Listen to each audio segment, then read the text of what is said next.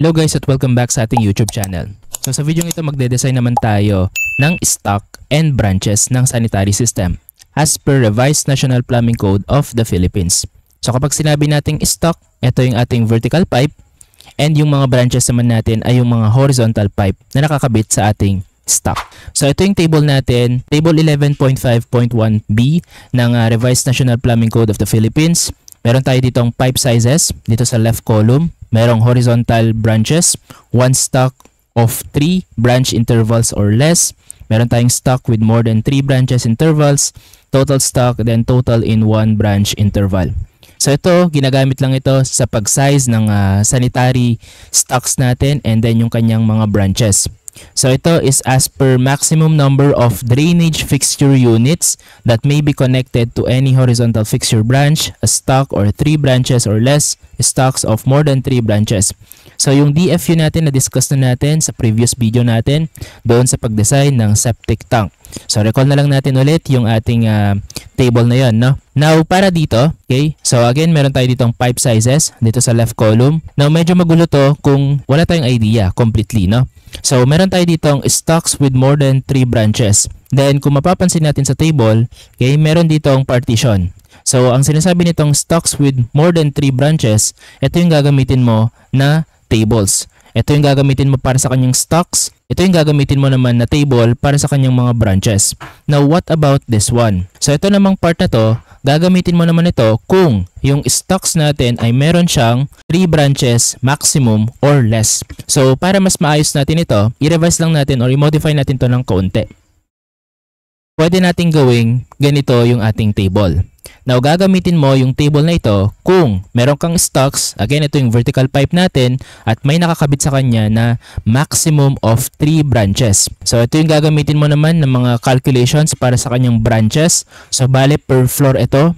And then, ito naman yung gagamitin natin na table para naman sa kanyang total stocks. Okay, and then again, ito namang table na to is for the stocks with greater or more than 3 branches na intervals naman. So, ito yung tsura niyan. For example, meron tayo ditong stocks, tapos meron tayo ditong house drains. Now, say for example, again, ito yung ating vertical pipe, that is the stock.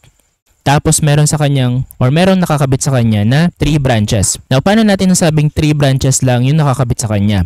Hindi ba kasali dapat yung nasa ground floor? So, yung nasa ground floor, hindi na siya considered as a branch. Siya ay house drain na.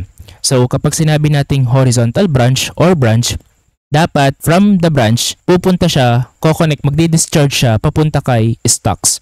So yung mga horizontal branches natin, starting from second floor, nagdi-discharge lahat ng waste, papunta kay stock. Third floor, papunta kay stock. Fourth floor, papunta kay stocks.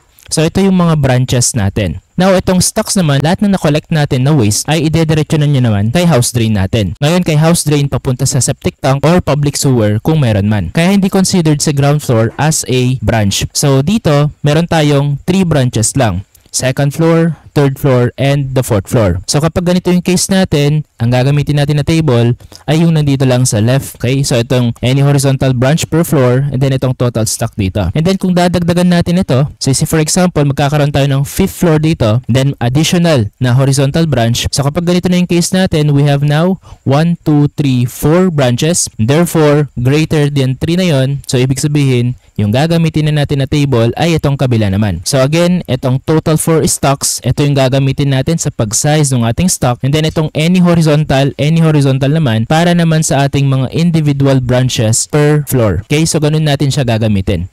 Okay, so let us have an example dito. So example number 1, determine the size of horizontal waste pipe to serve 5 urinals, 3 lavatories, 8 showers, 3 floor drains, and 2 kitchen sinks, considering that the building is a residential. So again, kailangan natin dito ng mga DFU. So bago yon, ilista na lang muna natin yung mga kailangan natin. So again, meron tayo ditong urinal. Okay, so 5 sets daw na urinals. Meron tayong lavatory. Okay, meron din tayo ditong 3 kailangan. Meron tayo ditong shower. 8 ang kailangan natin. Meron tayong floor drain na 3. Meron tayong kitchen sink na 2 rin. Okay, so ito total natin yung kanyang DFU. So meron ka ditong mga multiple multiplier dapat. Now again, recall natin yung ating table. So ito yung ating table 7-2. So yung mga naka-highlight dito, ito yung mga typical na nakikita lang natin sa mga residential, no? Pwede ka pang pumili dito kung merong naka-install sa mga bahay ninyo. Ito yung mga typical para sa akin. Okay, so hanapin lang natin yung mga nilagay natin or mga nilista natin dito. So meron tayo ditong urinal. So hanapin lang natin siya dito. So ang urinal natin is for residential, siya yung number 23. So ang multiplier natin dito ay 3 dapat. So lagyan natin dito ng 3. So meron na tayo ditong 15 na DFU.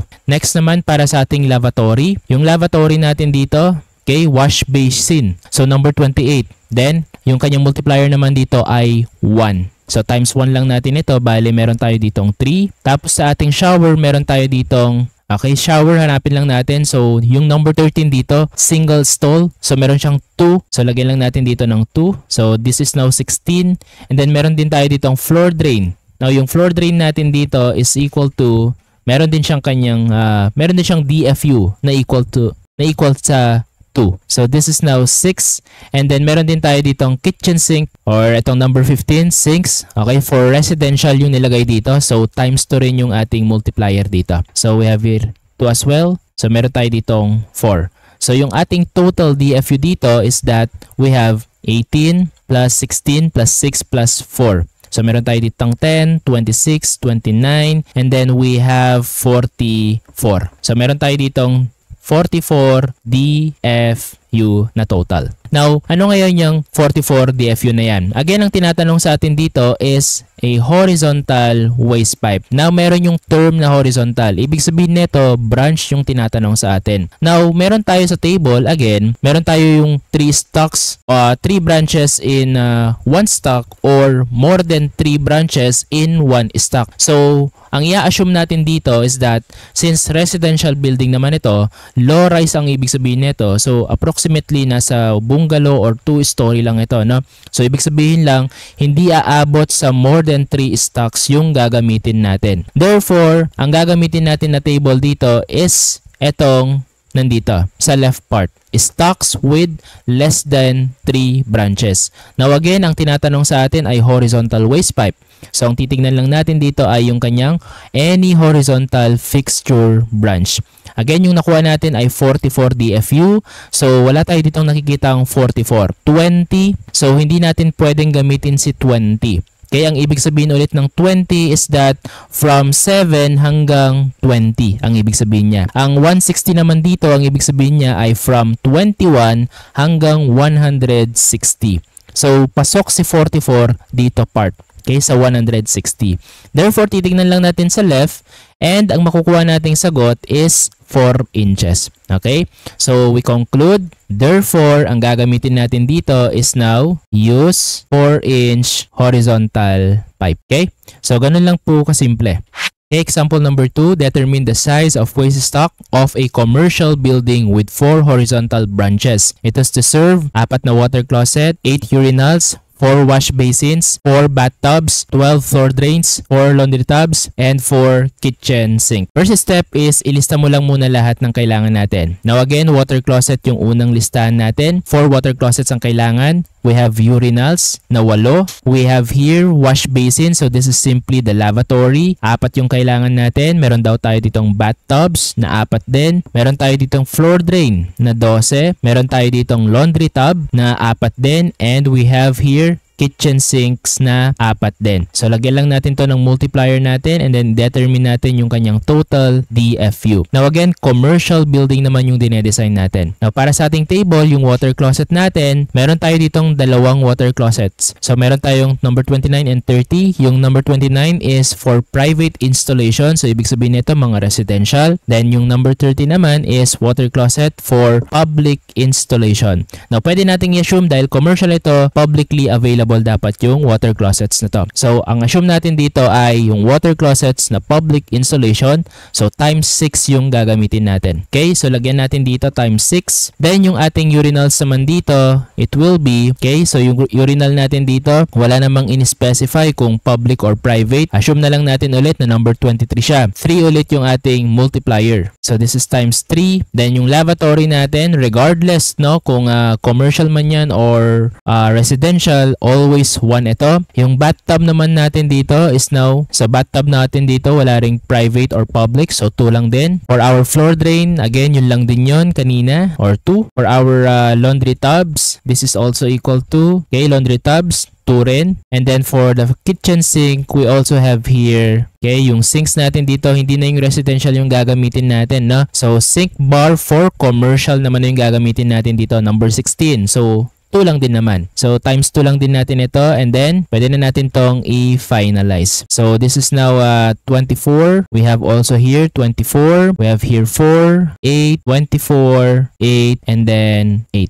So, meron tayo ditong total DFU na equal to. Okay, so meron tayo ditong 24 na tatlo. Tapos meron din tayo ditong 8 na times 3 rin. Tapos meron tayo ditong 4. So, meron tayo ditong total of 100 na DFU. So, 100 DFU. Now again, ang tinatanong sa atin dito ay yung kanyang stock. Tapos, meron din binanggit dito na 4 horizontal branches daw yung kanyang, or nakakonect sa kanya. So, balang titingnan naman natin this time is yung nandito sa kabilang table. Stocks with more than 3 branches. Then, since stock yung tinatanong sa atin, dito tayo titingin sa total 4 stocks. Now again, yung nakuha natin ay 100. So, yung 72 hindi to pwede. So, pasok yung 100 dito sa 500. So, tignan lang natin siya dito sa kabila. And then, ang size na natin dapat ay similarly 4 inches lang din kanina. So, regardless, no, kahit pa tumaas yung ano natin, 4 inches is okay lang din naman daw. So, therefore, use 4-inch pipe. Okay? So, ganun lang din siya kasimple mag-solve. Regardless kung residential man yan or commercial,